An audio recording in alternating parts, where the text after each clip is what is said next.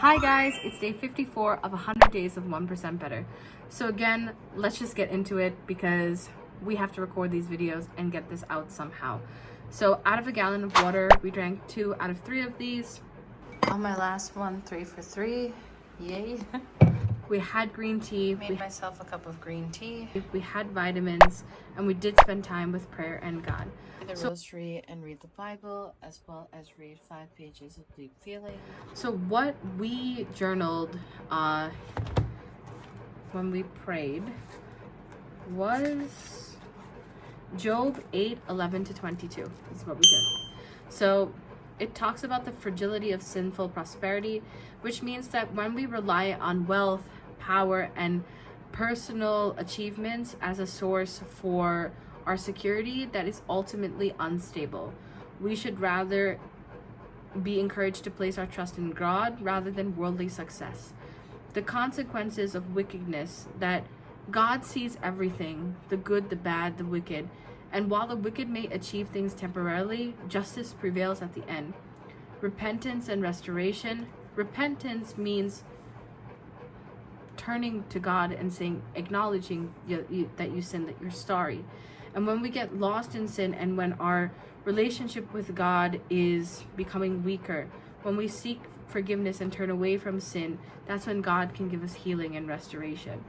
And living righteously means to live uprightly and trust in God's promises, that if we remain steadfast in our faith, that the true blessings that come from being aligned with God's will come to fruition. Again, what I journaled, again, things I needed to hear. We read pages, we did not exercise and go to the gym, and I explained that in the previous video. I'm not in the best mental state, right? I did read pages 220 to 225, and what we learned was that we have to recognize in our lovely book, Complete Feelings, so we have to recognize certain communication styles, that every individual has different levels of verbal communication, and we have to be completely okay that some people are more talkative and expressive and some people are not. And that once we practice objective communication, then we can learn to not take things personally, right?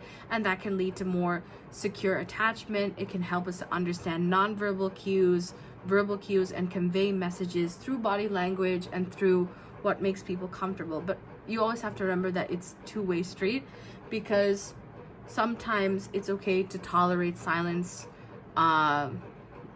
because you understand that person. But regardless, if someone is going to treat you a certain way, try not to act negatively and learn to be comfortable with periods of silence in a relationship that you have, without interpreting it as negatively, but understand your limit and boundary when someone is doing it because that is naturally who they are and they need space, versus not being communicative whatsoever. Reflect before reacting and having intense conversations with someone, and this can lead to thoughtful and more constructive communication. And address and heal from trauma. Your past traumas and how you heal from them will help you to reduce what happens in your current relationships with people. And this also can help you to prevent unnecessary stupid fights or interactions, because all of this stems down to how you communicate and how you make people feel seen and vulnerable, right? Really love this book a lot, because it's something that everybody needs to hear.